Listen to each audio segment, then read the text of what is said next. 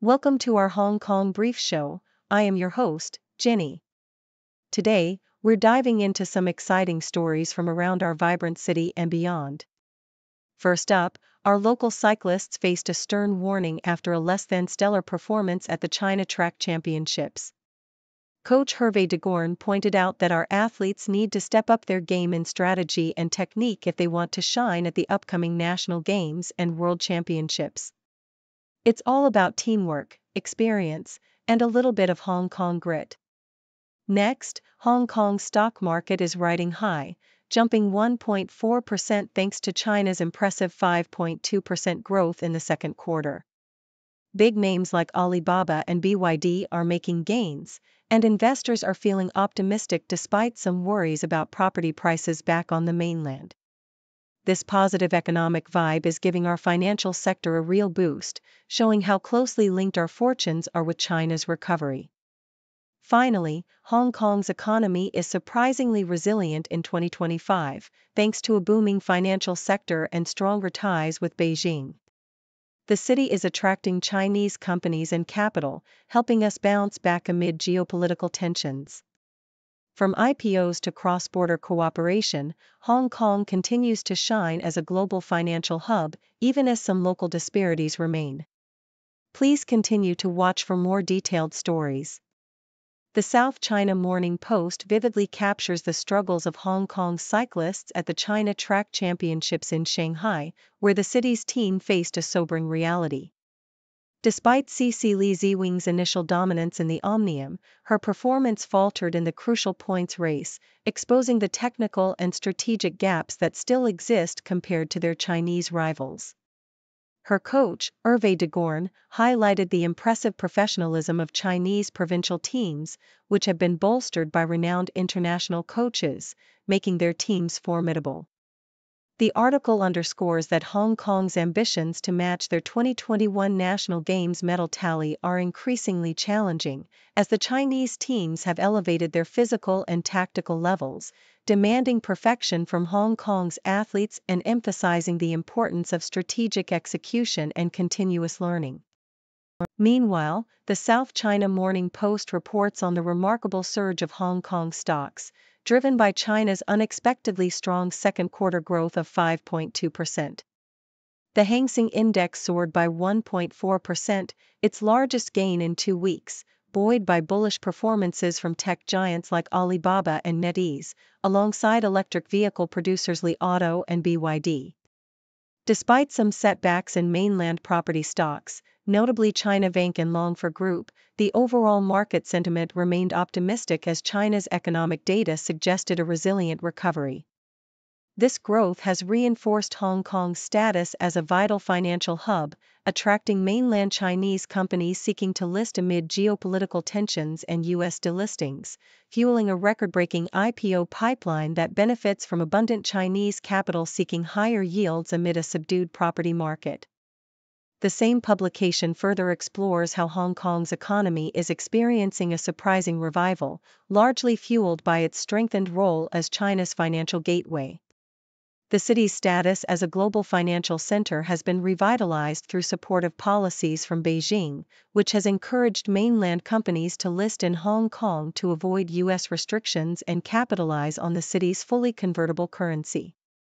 The influx of Chinese savings, now estimated at 160 trillion yuan, is flowing into Hong Kong's markets, attracted by the relative affordability of Chinese stocks and the opportunities presented by the Stock Connect scheme.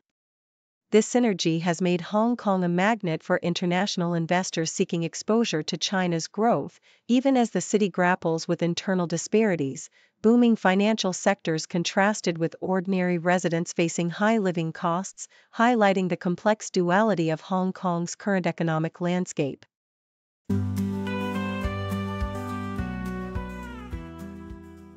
The South China Morning Post highlights a vibrant cultural partnership between Rolex and Hong Kong's West Kowloon Cultural District, emphasizing a shared commitment to fostering artistic excellence and innovation.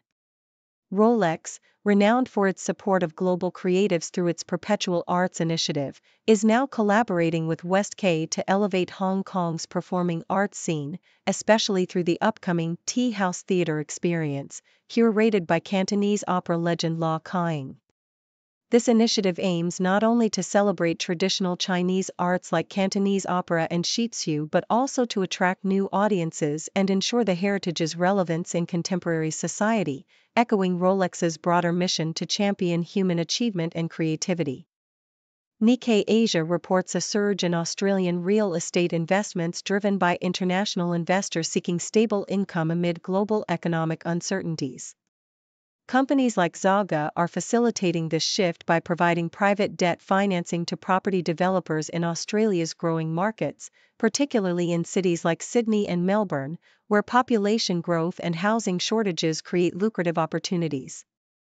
With strict lending regulations tightening, non-bank lenders are stepping in to fill the gap, offering relatively less volatile debt investments that appeal to retirees and wealth-preserving investors in Japan, Southeast Asia, and beyond. As property prices continue to rise and the government implements measures to support local buyers, Australia's private debt market is expected to expand significantly, making it an attractive haven for those seeking steady returns in a fluctuating world. Nikkei Asia also details a bullish turn in Chinese equities, with stocks reaching a 3.5-year high, fueled by higher dividends and speculation of policy measures to revive the real estate sector. Leading the charge are bank stocks, such as ICBC and China Construction Bank, which have hit record prices and boast dividend yields above 4%, reflecting a broader trend of increasing shareholder returns across Chinese companies.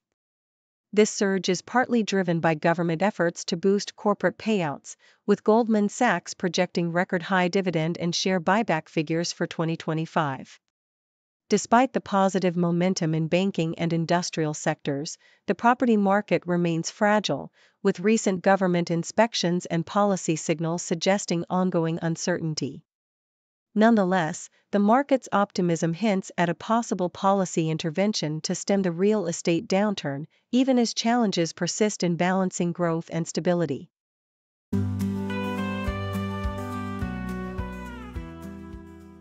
South China Morning Post reports on a disturbing new development in the evolution of scam networks linked to the Philippine offshore gaming operator, Pogo, industry.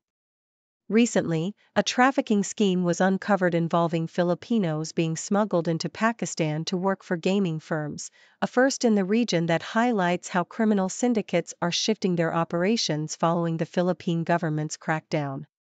Investigators found that trafficked Filipinos, including former Pogo workers, are now being routed through multiple exit strategies, such as disguised flights and clandestine backdoor routes in southern Philippines, mirroring trafficking methods used in Southeast Asia.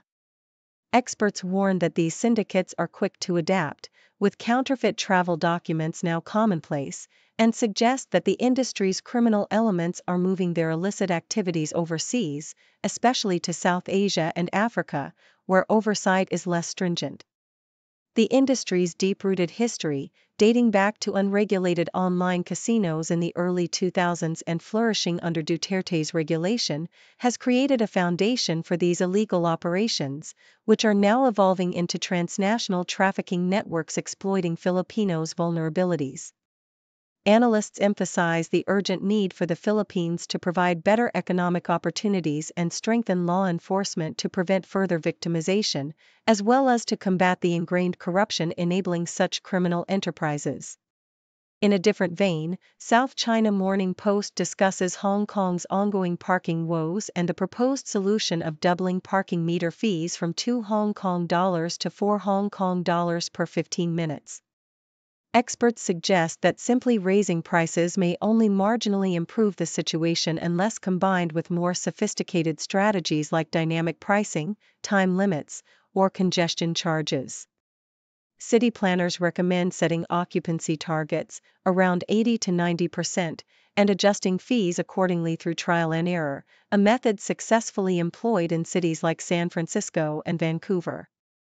Some experts advocate for more direct measures such as license plate registration to enforce parking time limits, or implementing congestion charges akin to systems in Singapore and London, which could alleviate traffic congestion and air pollution while generating revenue. However, skepticism remains about whether such measures alone will resolve the core issues. Many believe that better parking space planning, improved public transport, and policies discouraging long-term parking are necessary for a sustainable solution.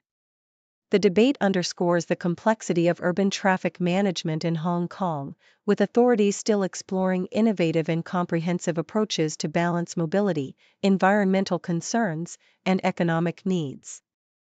Finally, the South China Morning Post highlights the inspiring story of Tiffany Jia Huayin, a teenage long jumper from Hong Kong, who is aiming to make her mark at the upcoming national games in China. Having recently broken her city's under-20 long jump record twice in one day, Tiffany's impressive performances have positioned her as a strong contender to represent Hong Kong at this prestigious multi-sport event. Her father, Jia Dongjin, a goalkeeping coach for Hong Kong's handball team, shares her enthusiasm, hoping they can support each other despite the geographical divide between their events, her at Guangdong Olympic Sports Center and him at Kai Tak Arena. Tiffany's journey reflects her dedication and resilience, having overcome a less impressive showing at the Asian Championships to achieve her personal best under windy conditions. With her sights set on future competitions like the Asian Games, she sees the national games as a vital stepping stone in her athletic development, eager to experience the grandeur of China's biggest sports gathering. Her story exemplifies how young athletes in Hong Kong are driven by ambition and family support, and how regional multi-sport events serve as crucial platforms for nurturing local talent and fostering national pride.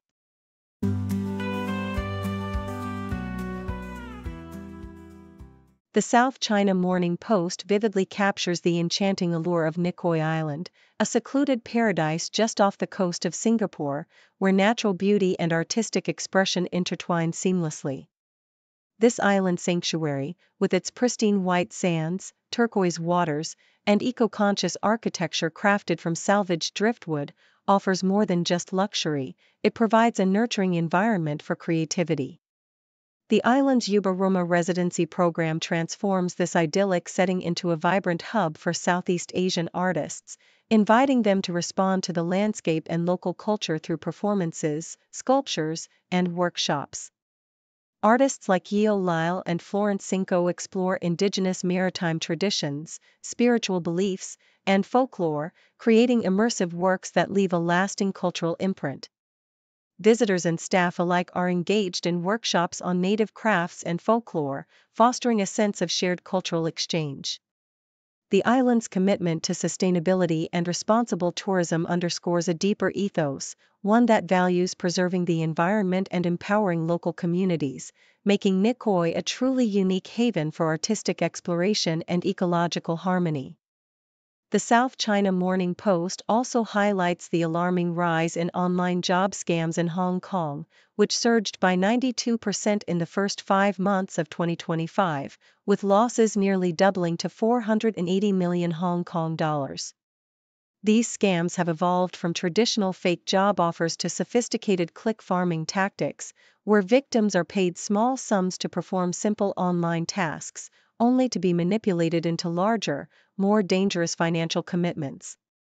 Police officials warn that scammers frequently impersonate reputable travel and restaurant brands, exploiting online platforms like WhatsApp and Telegram to lure unsuspecting individuals into fraudulent schemes. The case of a woman losing 2.3 million Hong Kong dollars after being persuaded to complete bogus tasks exemplifies the personal toll of these scams, which prey on fears, guilt, and the sunk cost fallacy to trap victims. Authorities urge residents to be vigilant and avoid participating in suspicious online groups, emphasizing that scammers often change tactics to exploit popular brands and online habits, making awareness and caution crucial in combating this growing threat. The South China Morning Post introduces Leo Reich as a rising star in comedy, whose sharp wit and bold persona have captivated audiences and industry insiders alike.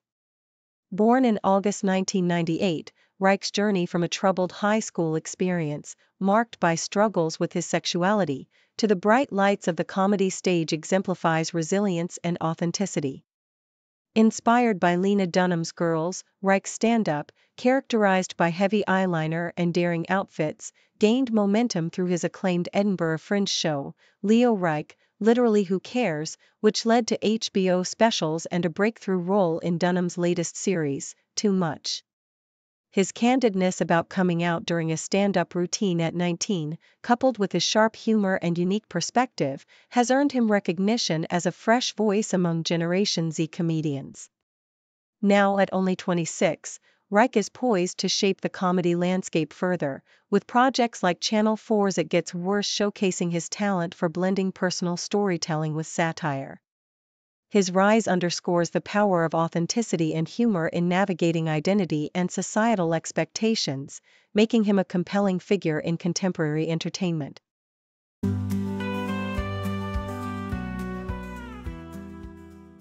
The South China Morning Post reports a tragic incident at Ming Sum Home for the SEN in Hong Kong, where a violent altercation between two male residents in their 50s resulted in one man's death.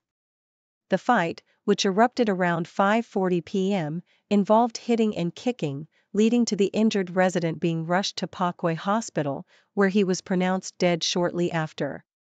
Authorities swiftly responded, arresting the suspect on suspicion of murder, with the Yuen Long District Crime Squad now investigating the case amidst concerns about safety and the well-being of vulnerable individuals in care facilities.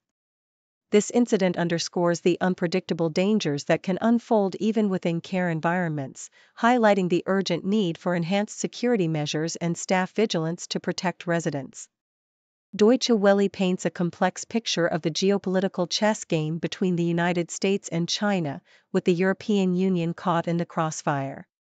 Recent diplomatic engagements, such as China's Foreign Minister Wang Yi's talks with U.S. Secretary of State Marco Rubio, who is under Chinese sanctions, reveal the fragile and pragmatic efforts to maintain dialogue amid escalating tensions. The rivalry is intensifying as the U.S. imposes tariffs and seeks to curb China's rising global influence, while China aims to assert its economic and political strength by 2049. Meanwhile, the EU faces a dilemma, balancing its historic alliance with the US against the growing economic ties with China, which is eager to deepen cooperation despite ideological differences. The EU's strategic maneuvering is complicated by US trade threats, such as new tariffs on European goods, and internal debates about dependency and sovereignty, especially as Germany and other member states navigate their own complex relationships with both superpowers.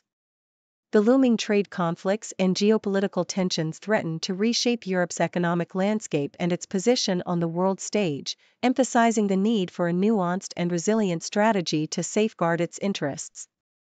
Thank you for tuning in. The content above showcases the latest briefing reports and analytical synopses, thoughtfully curated by the 6Do team. These insights stem from a wide array of reputable media outlets, think tanks, government sources, and specialized experts worldwide. We encourage you to explore these sources for a comprehensive perspective. Keep in mind that while the content may not always align with the official standpoint of 6Do Brief, it's not meant to be taken as absolute directives for decision-making. Comprising seasoned media professionals, learned scholars, and accomplished scientists, the 6Do team embodies a trailblazing, fully independent media entity.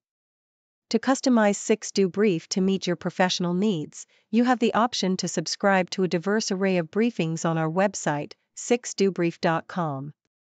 Regardless of your location, you can conveniently receive 6Do Brief via email.